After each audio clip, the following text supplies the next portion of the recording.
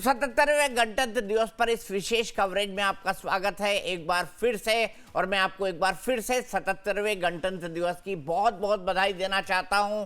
ये दिन आप बहुत उत्साह के साथ मनाएं, ये दिन आप देश की ताकत को याद करके मनाएं, ये दिन आप हमारे लोकतंत्र की शक्ति को याद करके मनाएं, और ये दिन आप अपने देशवासियों का जो श्रम है, जिसके बल पर आज हम दुनिया की तीसरी सबसे बड़ी अर्थव्यवस्था बनने जा रहे हैं, उसकी ताकत के एहसास के साथ बनाएं। चुनौतियां हमारे सामने कई हैं, लेकिन उन चुनौतियों का कैसे मुकाबला करना है हम समय समय पर अपने एक्सपर्ट से पूछते रहेंगे। मैं सीधे चलता हूं रिटायर्ड कर्नल संजीत सिरोही जी के पास। सिरोही साहब, मैं आपसे समझना चाहूँगा, मुझे आप बताइए, एक ऐसे वक्त जब वर्ल्ड ऑर्डर पूरी तरह से डिस्टर्ब है, पूरे दुनिया के अंदर एक तरफ रूस और यूक्रेन का युद्ध हो रहा है, दूसरी तरफ डोनाल्ड ट्रंप अपनी तरफ से कभी माद्रो को उठा ले रहे हैं, कभी ग्रीनलैंड के ऊपर जो है वो कब्जे की बात करते हैं, कभी वो क्यूबा की तरफ नजर डालते हैं, कभी वो कनाडा को अपना 51वां राज्य घोषित कर लेते हैं। इन तमाम चुनौतियों के बीच भारत का ये शक्ति प्रदर्शन किस तरीके से देखते हैं दुनिया के परिप्रेक्ष्य में आप? सबसे पहले आपका बहुत बहुत धन्यवाद। आपने एक अहम मुद्दे पे और एक अहम दिन जो है मुझे अपने चैनल पे आमंत्रित किया, उसके लिए बहुत बहुत धन्यवाद। मैं अपने देशवासियों को हार्दिक बधाई और शुभकामनाएं देता हूं 77वें गणतंत्र दिवस के ऊपर। अभी जो आपका सवाल है, ये आज के दौर में और आज के जो चल रहा है हिसाब किताब, उसके लिए बहुत रेलिवेंट है। जैसे आपने बताया, चारों तरफ खलबली मची हुई है और इसका एक ही आंसर है। वो आंसर ये है कि माइट इज राइट। जिसके पास ताकत है वो सही है और बाकी सब गलत है। और ये डोनाल्ड ट्रंप साहब ने ये साबित कर दिया है, चाहे वो अमेरिका हो, चाहे वो रशिया हो, चाहे चाइना हो। चाइना जो है ताइवान स्ट्रेट में जो है ताइवान को डराता रहता है। रशिया ने ऑलरेडी 4 साल से यूक्रेन में लड़ाई चल रही है। उधर डोनाल्ड ट्रंप साहब रोज नए नए जो है अपने वो प्लान बनाते रहते हैं, कभी ग्रीनलैंड का, कभी कनाडा का, कभी वेनेजुला में हमला कर दिया, कभी क्यूबा का, कभी डिएगो गार्सिया आइलैंड्स का। तो ये सब चीजें जिस दौर में हम गुजर रहे हैं, उस दौर में जो हमारी मिलिट्री पावर है उसका बहुत ज्यादा होना जरूरी है। और उसी मिलिट्री पावर से जो हम शांति को स्थापित कर सकते हैं, एक डिटरेंस जो हमको स्थापित करना है अपने नेबरहुड में, जिससे जो हमारे नेबर में जो देश है वो हमारे ऊपर जो है अगर गंदी नजर से देखने की कोशिश करते हैं या दहशतगर्दी के बारे में सोचते हैं, तो वो 10 बारी सोचे कि अगर हमने अब की बारी पहलगाम जैसा हमला किया तो हमारे साथ क्या होने वाला है। और मेरे को लगता है कि जो इस साल जो ये जो मिलिट्री परेड है या जो परेड दिखाई जाएगी, इसमें इस चीज को बिल्कुल डायरेक्टली जो है समझाया गया है। जो ये फेस बैटल एरे जो दिखाया जा रहा है, अब तक जितनी परेड होती थी उसमें ज्यादा तक सेरेमोनियल परेड्स होती थी। अलग अलग उसके सर्विसेज आर्म्स के कंटिजेंट जाते थे, उनका आपस में कोई रेलेवेंस नहीं होता था। लेकिन इस बारी जो ये फेस बैटल एरे के हिसाब से जो चलाया गया है कि सबसे पहले वो टुकड़े आएगी। मैं सर आपको एक मिनट के लिए रोक दूं, तस्वीरें समझा दूं। इस वक्त भारतीय जनता पार्टी के राष्ट्रीय अध्यक्ष नितिन नवीन ने अपने घर में झंडा फहराया है। उसके बाद वो तमाम जो वहां पर सुरक्षाकर्मी हैं और जो लोग वहां पर मौजूद हैं इस फंक्शन के अंदर शामिल, उन सबको मिठाई बांट रहे हैं। ये देखिए, आप ये तस्वीरें देख सकते हैं। नितिन नवीन, उनके साथ वीरेंद्र सचदेवा दिखाई दे रहे हैं, संजय मयूख दिखाई दे रहे हैं, शहजाद पूनावाला दिखाई दे रहे हैं। ये तस्वीरें बीजेपी हेडक्वार्टर दीनदयाल उपाध्याय मार्ग की है, जहां पर मुख्यालय में उन्होंने ये झंडा फहराया है। ये तस्वीरें आप देख सकते हैं नितिन नवीन की इस कार्यक्रम के अंदर। सर, आप अपनी बात आगे कह सकते हैं कर्नल संजीत सिरोही जी। हाँ, तो दीपक जी, मैं ये कह रहा था कि इस बारी थोड़ा हटके हमने जो है ये जो रिपब्लिक डे परेड है इसको आयोजित किया है।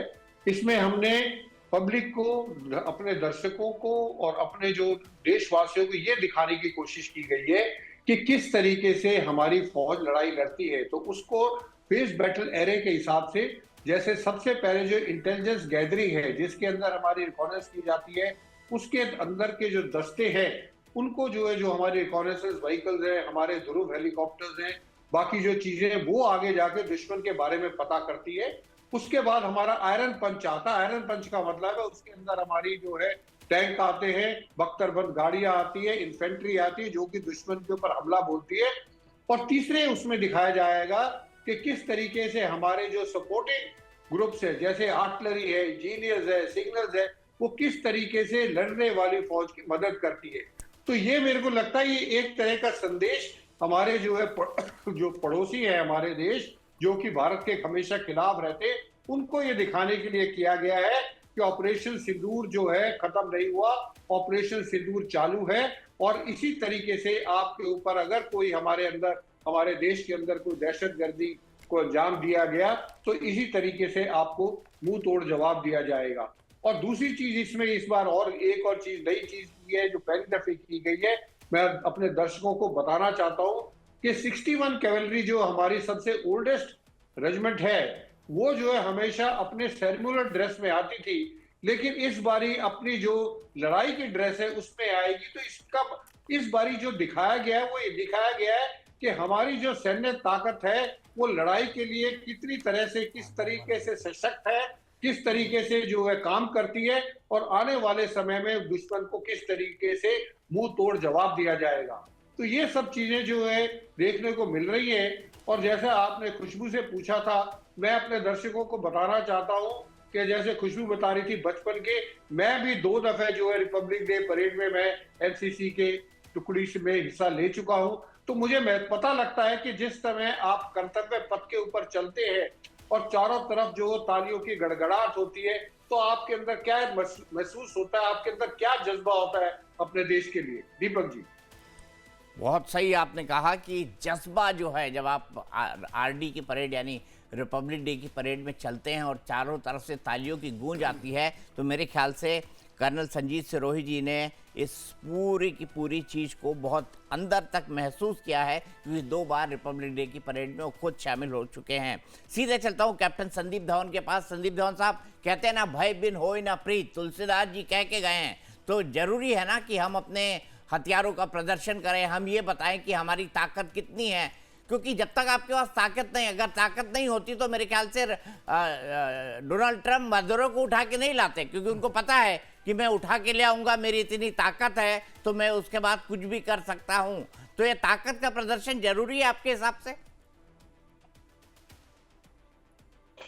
नमस्कार, जय हिंद, वंदे मातरम, और सारे दर्शकों को मेरी तरफ से गणतंत्र दिवस की बहुत बहुत शुभकामनाएं। तो आपने बहुत ही रेलेवेंट क्वेश्चन किया है ये, और क्योंकि पिछले दिनों मैंने एक आर्टिकल लिखा था ring of conflict zones around India, तो उसमें मैंने दर्शाया था, उसको लाखों की संख्या में देश विदेश में उस आर्टिकल को पढ़ा गया था कि कैसे भारत को घेरा जा रहा है हर तरफ से।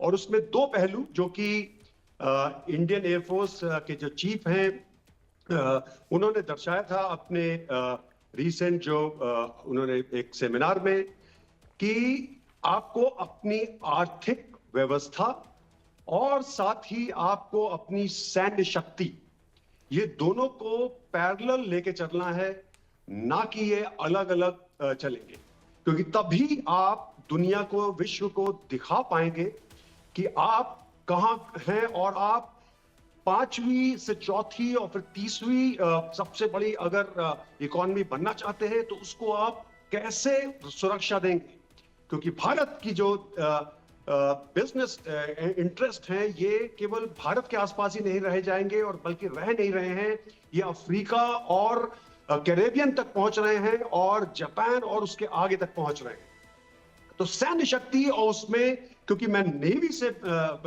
संबंध रखता हूं, नेवी में रहा हूं, वहां से रिटायर हुआ हूं, तो बहुत मजबूत होनी चाहिए नौसेना। और उसमें जो आज इस परेड में आप देखेंगे सबसे बड़ा एक इक्विपमेंट जिसका उजागर यहां किया जाएगा वो है long range anti ship hypersonic missile. जिस तरह से और मेरे सीनियर्स ने बताया कि यहां बहुत सारे इक्विपमेंट्स को दिखाया जाएगा, तो उसमें ये बहुत ही महत्वपूर्ण है, क्योंकि ये 1500 किलोमीटर तक जाता है 10 माक की स्पीड से। 10 माक की स्पीड है जो कि 12,000 किलोमीटर पर घंटे के हिसाब से। अब आप इसको अंदाजा मैं इस तरह से लगाता हूं आपको कि पाकिस्तान जो है इसकी जो लंबाई है 1300 किलोमीटर से कम है और एवरेज जो चौड़ाई है वो 800 किलोमीटर से कम है। अगर आप इस मिसाइल को मुंबई से लॉन्च करेंगे तो कराची हार्बर में से जो निकलने वाली जो शिप है वो 800 किलोमीटर का डिस्टेंस है और केवल 8 मिनट में वहां पहुंच जाएगी और उसको नष्ट कर देगी। और उनके पास ऐसा कोई सिस्टम नहीं है कि इस मिसाइल को वो रोक पाए। तो ये बहुत बड़ी बड़ी उपलब्धियां हो रही हैं। इसी साल के 2026 के मिडल से लेकर आखिरी तक हम तेजस मार्क 2 उसको लाइन पे लाने की कोशिश करेंगे, क्योंकि उसके इंजन का डिले चल रहा था। अब वो इंजन हमारे पास जो 8 से 10 मौजूद हैं उनको लगा के उनका हम ट्रायल शुरू कर देंगे। उसका रोल आउट हो गया है और उसके बाद 4 से 5 साल के अंदर तेजस मार्क 2 आ जाएगा। हमने फ्रांस के साथ MRFA medium role fighter aircraft जो है 114 उसका लेने का अगले महीने ही वहां के प्रेसिडेंट आ रहे हैं। हो सकता है उस समय उसका ऐलान किया जाए। साथ ही उनके साथ हम जो उनका साफरान जो इंजन है उसको उसके हम बातचीत आगे बढ़ाएंगे और हो सकता है उसका भी ऐलान हो जाए और 2027 तक उसके ऊपर काम शुरू हो जाए। क्योंकि हमारे को जो इस समय आत्मनिर्भर भारत में हमारे पास सब कुछ है। जहाज बना रहे हैं हम, नौसेना जो है इस समय हर 3 हफ्ते में एक शिप प्रोड्यूस कर रही है। 14 जो है हमारे जहाज जो है वायु नौसेना के ये इस साल निकलेंगे।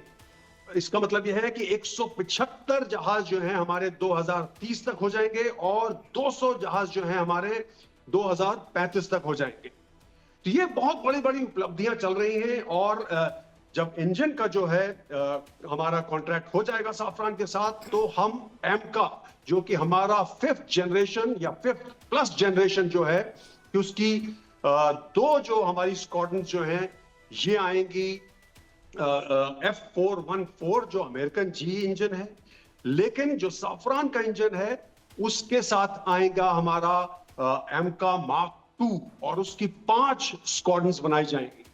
तो बहुत बड़े बड़े कदम लिए जा रहे हैं और हम जो है आत्मनिर्भर भारत की तरफ बहुत तेजी से बढ़ते जा रहे हैं। तो ये जो पूरा एक हमारे को अपना क्रिएट करना है, एक अपनी अर्थव्यवस्था के साथ साथ हमें मजबूत होना है और साथ साथ ही सैन्य शक्ति को मजबूत करना है। अब इसमें जैसे आपने शुरू में बताया था कि जो यूरोपियन यूनियन के जो काउंसिल और कमीशन दोनों के जो प्रेसिडेंट हैं वो भारत में यहाँ पे आए हुए हैं और हमारे अतिथि हैं गणतंत्र दिवस में।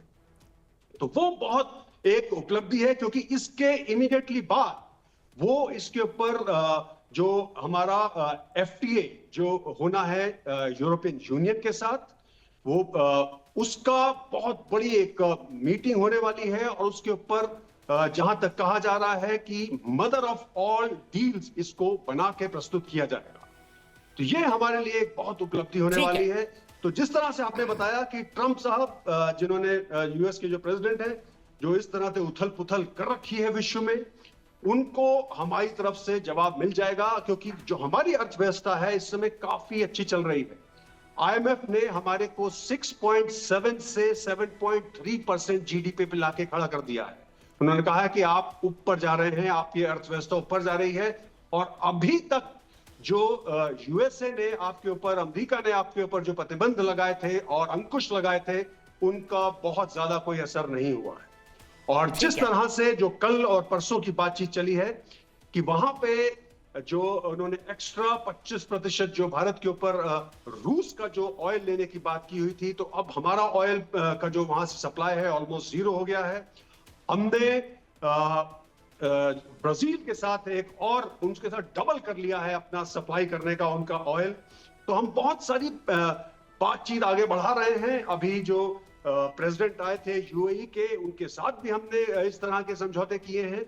तो हमारा जो अपना आत्मनिर्भर बनने का, साथ ही साथ जो हम दूसरों के साथ अपने अलायंस के साथ उनके संबंध अच्छे बढ़ाते जा रहे हैं और आगे बढ़ते जा रहे हैं, तो हमारी अर्थव्यवस्था मजबूत होती जा रही है।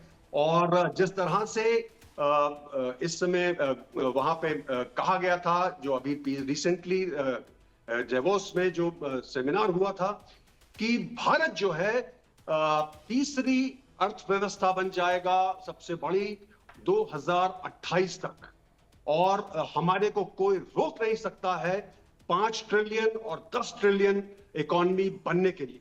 लेकिन इन दो पहलुओं को मैं फिर से कहूंगा कि इग्नोर नहीं करना है, और उसमें है सैन्य शक्ति, जो कि जाएगी हमारी अर्थव्यवस्था के साथ। ठीक है, आपने बिल्कुल विस्तार से बताया कि क्या क्या हमारी प्रायोरिटीज होनी चाहिए और क्या क्या चीजें हैं जिस पर हम ऑलरेडी काम कर रहे हैं। दुनिया भर की परिस्थिति भी आपने बताई, लेकिन इसके साथ साथ हम भारत की विरासत का परिचय देंगे, हम भारत के स्वतंत्रता की यात्रा दिखाएंगे, गणतंत्र का गठन कैसे हुआ ये बताएंगे, और वंदे मातरम के 150 सालों पर भी हम इस गणतंत्र दिवस 77वें गणतंत्र दिवस पर बात करेंगे। दिलीप सर, मैं आपसे समझना चाहूंगा, इस देश में अभी भी एक बड़ा धड़ा है जो कहता है कि हम वंदे मातरम नहीं बोलेंगे, लेकिन सरकार उसी वंदे मातरम को 150 साल होने को 77वें गणतंत्र दिवस की थीम बना रही है। क्यों?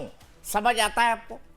मुझे लगता है जो सबसे अहम बात है, ये 150 साल पहले ज़रूर इसकी शुरुआत हुई थी, लेकिन ये एक सोल जिसको कहते हैं आज़ादी के आंदोलन, इतिहास को जितना आप पढ़ेंगे उस पढ़ने में हमेशा कभी नहीं लगा, मुझे भी, मैं भी इतिहास का छात्र रहा हूँ, वंदे मातरम ये अभी मुझे लगता है कुछ दिनों से कुछ लोगों ने इसको एक पॉलिटिकल राजनीतिक हथियार के तरह इस्तेमाल किया है।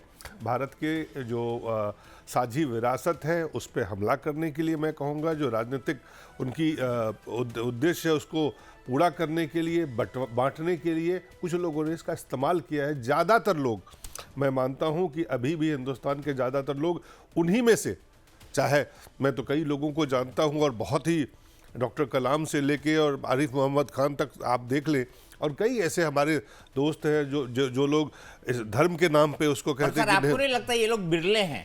ये बिरले ही नहीं है, मुझे लगता है इनकी एक सोची समझी रणनीति के तहत, साजिश के तरह, और उनकी अपनी जिसको कहते हैं कि एक निजी, बिल्कुल निजी स्वार्थ के लिए इसका इस्तेमाल कर रहे हैं, जो बिल्कुल गलत है। और मुझे लगता है जो 150 साल का जो हम लोग गणतंत्र दिवस के आज इस मौके पे उसको सेलिब्रेट कर रहे हैं पूरे राजपथ पर, जो राजपथ था अब कर्तव्य पथ है, वहाँ पे जो सारी वो तस्वीरें हैं वो भी देखने को मिल रही है। सबसे बड़ा लोकतंत्र दुनिया का, दीपक जी, सबसे बड़ी आबादी दुनिया की, सबसे बड़ा यूथ 30 से कम उम्र के जो यूथ वाला पॉपुलेशन भारत है। भारत को आप रोक नहीं सकते। भारत का कदम आगे नहीं बढ़ रहा है, बल्कि तेज़ी से आगे बढ़ रहा है। हम लोगों ने दुनिया में लगभग 100 से ज़्यादा जो ऐसे मुल्क हैं जिनको हम आईटी सर्विसेज दे रहे हैं, पल्स में और दूध में, और कई ऐसे जो मसाले हैं उसमें हम दुनिया के नंबर 1 कंट्री है जो हम उसको एक्सपोर्ट करते हैं। कई ऐसी उपलब्धियां हैं, अगर मैं आपको बताऊं, हमें कहा जाता है फार्मास्यूटिकल हब है वर्ल्ड का, जो है फार्मेसी है हम वर्ल्ड के। एग्रीकल्चर में हम टॉप प्रोड्यूस में मल्टीपल, एक नहीं मल्टीपल चीज़ों में है। Digital infrastructure highest UPI user है Hindustan. Diamond polishing 90% diamond polishing Hindustan में होता है वर्ल्ड का ये मैं।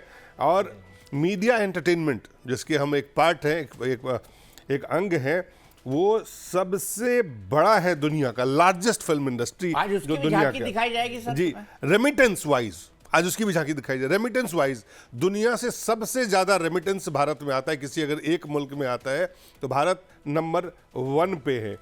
इसके अलावा अगर आप देखेंगे सबसे ज़्यादा भाषाएं हमारे यहाँ हैं, सबसे ज़्यादा पॉलिटिकल पार्टीज हमारे यहाँ हैं, सबसे ज़्यादा इंजीनियरिंग ग्रेजुएट भी हमारे यहाँ हैं। ये कुछ ऐसे आंकड़े हैं। अगर 4th लार्जेस्ट हम ऑलरेडी इकोनॉमी में हैं, 3rd के तरफ हम बढ़ते जा रहे हैं और जल्द ही वहाँ पे पहुँचेंगे। ऑटोमोबाइल सेक्टर में हम 3rd लार्जेस्ट ऑटोमोबाइल सेक्टर में हम दुनिया के तीसरा सबसे बड़ा मुल्क है, जहाँ पे रिन्यूएबल एनर्जी जो है उसमें हम चाहे सोलर हो और चाहे 5 टॉप 5 कंट्रीज में हम एक हैं। स्पेस में हम टॉप 5 कंट्रीज में एक हैं। मोबाइल मैन्युफैक्चरिंग हम तीसरी दुनिया में 3 जो सबसे बड़ी वहाँ पे हम एक हैं।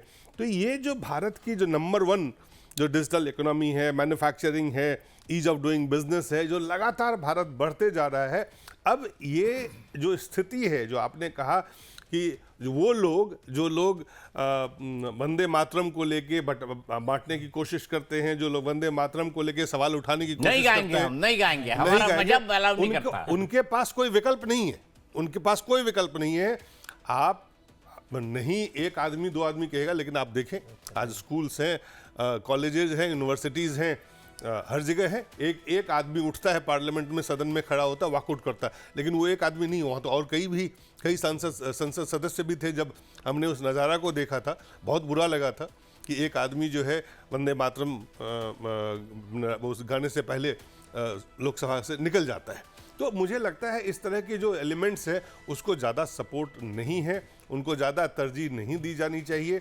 जो सरकार और जो देश के लोग आज जिस तरह से वंदे मातरम को मनाते हैं, गाते हैं, वो आत्मा है भारत की, उसको आप अलग नहीं कर सकते हैं। चाहे कोई भी ताकत दुनिया की, उसको अगर कोई भारतीय है तो वंदे मातरम उसके अंदर है। बिल्कुल, आपने बिल्कुल सही कहा, अगर कोई भारतीय है तो वंदे मातरम उसके अंदर है। लेकिन फिर भी एक तबका है देश के अंदर जो कहता है कि हमारा मजहब वंदे मातरम गाना अलाउ नहीं करता, इसीलिए हम नहीं गाएंगे। ये कौन सी जिद है, ये कैसी जिद है, मुझे समझ नहीं आता। एपीजे अब्दुल कलाम, आरिफ मोहम्मद खान अगर वंदे मातरम गा सकते हैं तो बाकी लोग क्यों नहीं, बाकी मुस्लिम लोग क्यों नहीं, ये भी सबसे बड़ा सवाल है। लेकिन उससे बढ़िया खबर एक आ रही है, वो मैं आपको बता दूं। 47 गांव बस्तर संभाग के ऐसे हैं जहां पर आजादी के बाद पहली बार तिरंगा फहराया गया। ये बड़ी खबर है, बड़ी खबर इसलिए क्योंकि ये सुकून देने वाली खबर है। दरअसल ये सभी जगह नक्सल प्रभावित थे, लेकिन अब ये जगह नक्सल मुक्त हो चुके हैं और उसके बाद देश की मुख्य धारा के अंदर जुड़ चुके हैं। तो कितने गांव ऐसे हैं? 47 गांव ऐसे हैं। ये कवरेज हमारी लगातार जारी है, तमाम मुद्दों पर बात होगी। 9 बजे से तस्वीरें भी आने लगेंगी, क्योंकि प्रधानमंत्री जो है शहीदों को श्रद्धांजलि देने के लिए जाएंगे, वो तस्वीरें भी हम आपको दिखाएंगे। उसके बाद वो गणतंत्र दिवस के समारोह में जाएंगे, जहां पर यूरोपीय यूनियन काउंसिल और कमीशन दोनों के जो प्रेसिडेंट हैं वो वहां पर मौजूद हैं। उनकी भी झलक हम देखेंगे, उनकी भी तस्वीरें देखेंगे, और भारत की जो स्वतंत्रता के, भारत की जो ताकत के गवाह हैं, जो ताकत के सिपाही हैं, उन सिपाहियों की ताकत को भी हम कर्तव्य पथ पर देखेंगे।